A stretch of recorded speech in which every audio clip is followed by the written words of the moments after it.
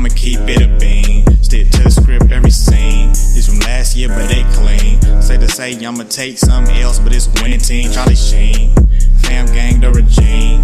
I'm from Piney Green. This been overdue forever. Asked me when it was dropping, said never. Should've made you cut the feather, but I designed it Freemason Margiela. What's goody, Shellitronnn here, the most woke, no joke, and I'm back at it again with a brand new video. And today's topic is something I know is on the mind of every single Panthers fan in existence right now, and it has to do with the Panthers defense. Look, we just signed Gerald McCoy, we signed a couple other players, and our defense is looking really good when you add in the guys that we drafted just this year. And when you add to that the fact that we have Ron Rivera calling the shots this year on defense, and him saying that we'll be going to a more multiple look on defense with some 3-4 fronts, some 4-3 fronts, it has every fan asking themselves, and asking any writer, every guy they can get a hold of on Twitter, Instagram, all that kind of stuff, what exactly will our front seven look like? What will we be doing? Who will be the starters? Who's going to be where? And how exactly will the defense be playing this year? And those are all really good questions. So today I'll be getting into what I believe the Carolina Panthers should be doing with the players in their 3-4 and their 4-3 fronts. But before we get into all that, I just want to mention that these are the guys that I think should be starting, and that I also believe that this is going to be a year where the defense has a lot of guys coming in, coming out, rotating in situations. But before we get into all that, I just want to go ahead and mention that these are the guys I think will be starting in these defensive fronts, and that I also believe that this is going to be a year where we see guys coming in and out. We have so many guys who can do so many different things, guys who are really good in one situation, guys who are good in other situations, and guys who might be better off suited for different teams, where if one team has a really good mobile quarterback, maybe we have one guy come in against them more often, or there's a good pass-catching running back on the team, or maybe there's guys who work better against those running backs who go between the tackles versus other guys who work better and are speedier against running backs that bounce the ball outside more often. So there's things that work out in different ways here, but these are the guys that I believe should be starting in these fronts if all things are being equal here. So let's go ahead and dive in this with the 4-3 front, and then we'll get to the 3-4 front. 4-3 is pretty simple. We'll go to the DTs first because it's easy money. Obviously, K1 Short, Gerald McCoy. Do I need to explain this any more than just saying their names? Gerald McCoy, we just signed this man a couple days ago. He's on an $8 million deal, up to $10 million with incentives. Off the rip there, just off top, you don't pay a man $8 million to not start him, to not play him in a high snap count. So Gerald McCoy is going to get on that field. I feel like I've covered Gerald McCoy almost daily for the last week, that most of you guys probably already know all there is to know about Gerald McCoy. So let's go over to K1 Short. This is another guy right here, KK. We've known this guy for years, and we understand just how disruptive this guy is. For a while there, he was like, what, top 2, top 3 defensive tackles in the entire league. So we understand what he can bring to the table. And last year, he had kind of a step back in his production, but that could be for 2 reasons. One, the defensive scheme was just not it. And I'm being extremely nice about it. About 2-3 months ago, I was not nice about the defensive scheme, but I've talked about it so many times that I don't really want to go in on Eric Washington, the play calling, the play design, all that kind of stuff, and how a lot of guys on defense seem to take a step back, at least in the front half of the season. Things started to pick up a little bit, but honestly, we saw a lot of things that come on, man. We were getting ran on. We missed tackles everywhere.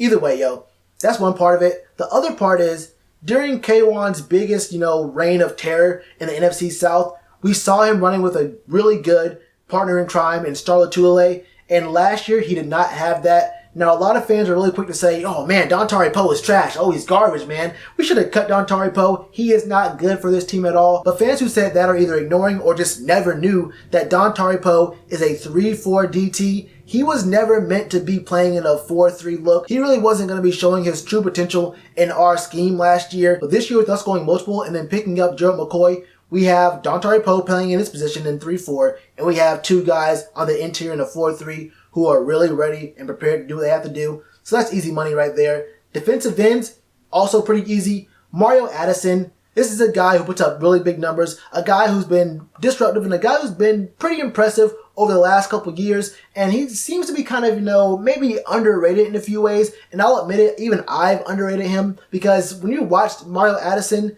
he doesn't really jump off your screen the way his stats do. His stats are immaculate, but when you watch him play, I feel like I'm not really seeing those stats jump out at me, But no matter how you split it, the guy is effective. So keep him in the starting lineup, man. That's all I really care about. That's cool with me. And then you get to the other side. Oh my, this side. We have Brian Burns, our first round pick. This guy was a steal. I'm surprised he did not get picked up before us. Look, this guy, what do I have to even explain who he is? This kid is versatile. He can work well in a 3-4. He can work well in a 4-3. Hand in the dirt, standing up, 2-point, 3-point stance. It does not matter. Pass rushing. He has some of the best and some of the most varied pass rushing abilities, pass rushing skills, his hand fighting techniques.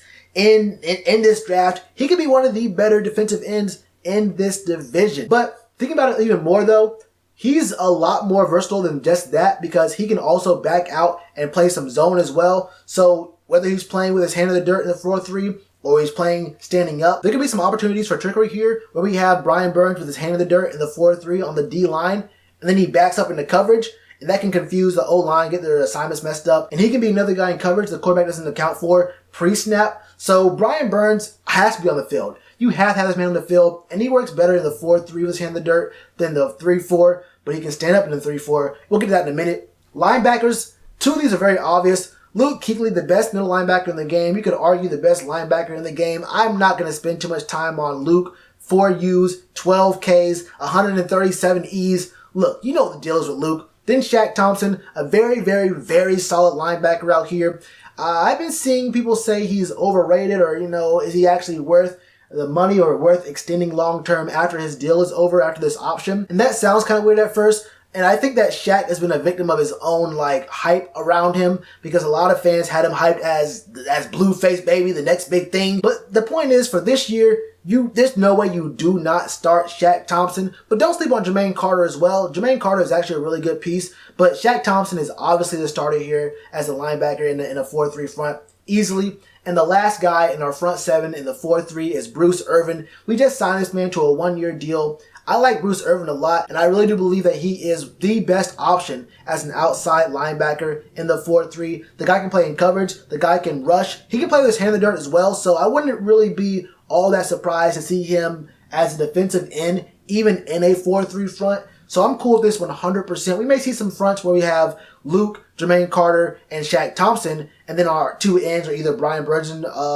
Bruce, or it's going to be Bruce and Mario Addison. I would not be all that surprised to see Bruce Irvin with his hand in the dirt in a 4-3 front.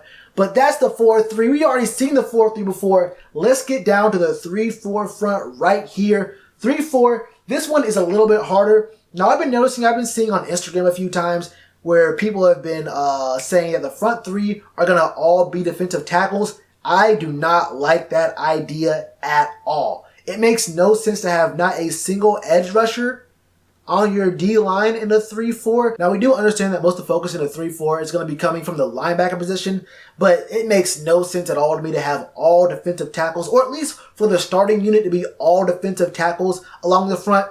Not at all. Look, nose tackle, that one's easy. Don Poe, easy money right there. That's where he fits in the best. Play that 0, play that 1. I saw a lot of people calling him trash and saying we should cut him. I think he's going to prove a lot of you guys wrong this year. And the ends, look, I think that we should have one guy playing as a defensive tackle in this 3-4 front, and that guy is K'Wan Short. You would have to convince me the long way that we have to get K'Wan Short off the field. And the other dude on the front for the 3-4, I say put Bruce Irvin there.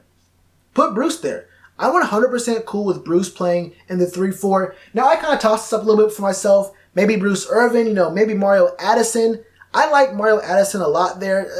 You can go either way there. It might sound a little weak for me to say the starter should be this guy or that guy, but you could really make a case for both these guys to be a starter in the 3-4 on the defensive line. As long as it's an edge guy between Mario Addison and Bruce, I'm 100% cool with it. Although with Bruce, you have the opportunity to, bring a blitzer off the edge and then maybe even back him off into coverage, or even, bring 2 guys. Bring one of the interior linebackers and an edge guy, so there are still 4 guys rushing, and then you have Bruce go back out there. A lot of things you can do, a lot of stunts, a lot of different options you have with playing Bruce there. With Mario Addison, your only job there is honestly to rush. You're not going to be putting Mario Addison back out into coverage all that often or with that much confidence, or at least not to the confidence you have with Bruce being back there. But I digress.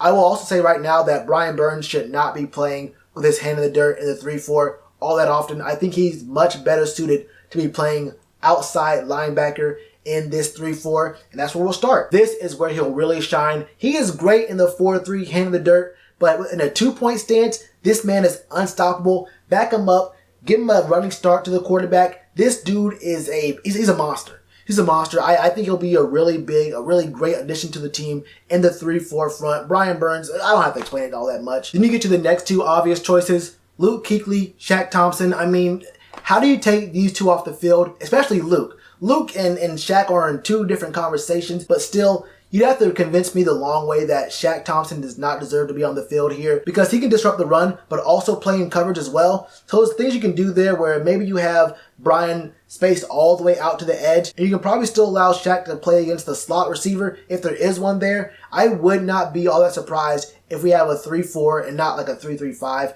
where we have Shaq Thompson covering the slot. So I'm 100% cool with him staying on the field there. And then Luke there, come on now, 48.5 U's, 12 Ks. Name your price. I'm buying all the E's you got in stock right now. For this 3-4 front, Christian Miller. 4th round draft pick. Could have been a 2nd round draft pick, probably more slated for a 3rd. But this is a guy here who is a huge sleeper. Maybe not a sleeper, honestly. He probably would have gone the 2nd if he did not have 2 years back-to-back with injuries. I think 2017, it was a bicep injury. And then just this past year, he had a hamstring injury that happened, I think, a week before his bowl game. Now, that's a little troubling, but he'll have about, 10 months of rehab, maybe 9 months of rehab. So hopefully he's straight by September. And I think that Christian Miller and his elite, let's call it very great, way above average pass rushing ability. He can set the edge. This guy has a lot of really good pass rushing moves. He's really good against the run as well. He can play in coverage, although it's not as strong as Brian Burns. But I mean, Brian Burns is elite over there. But Christian Miller is a fast, strong, versatile option there in the 3-4. I do not want anyone else back there but him. Christian Miller could be one of the bigger pieces to our defenses, one of the sleeper pieces to our defenses.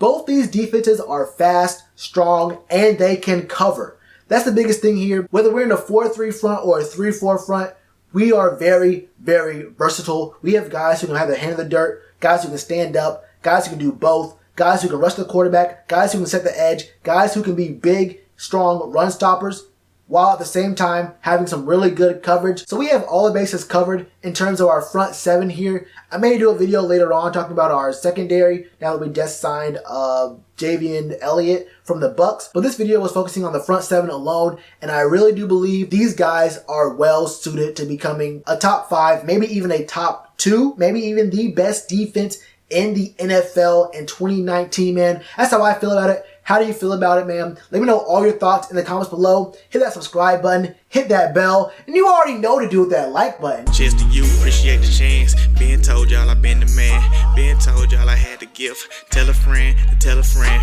Real ones gonna recommend. Count this as another win.